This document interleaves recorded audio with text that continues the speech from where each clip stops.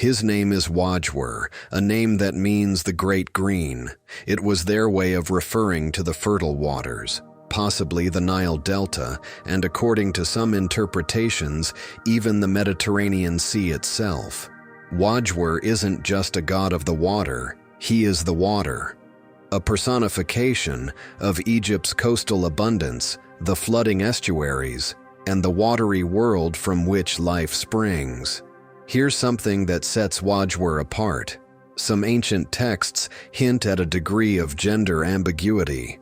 In certain interpretations, he may have been androgynous, containing both male and female elements. Why? Because fertility, in its purest form, often transcends gender.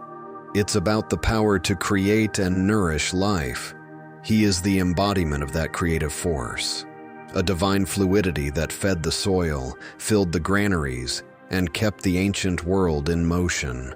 So while he may not be the most famous god of Egypt, Wadj-wer held the power of life itself, in every drop of water and every blade of green.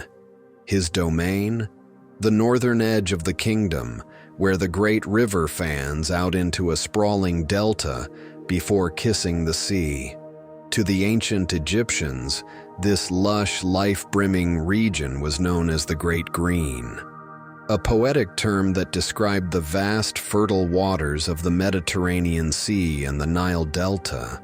But it wasn't just a poetic flourish.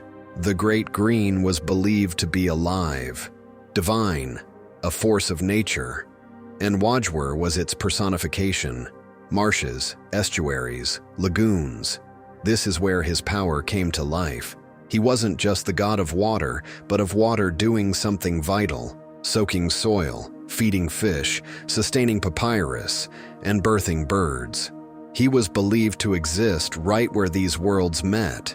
In mythic terms, he stood at the threshold, a guardian of transitions.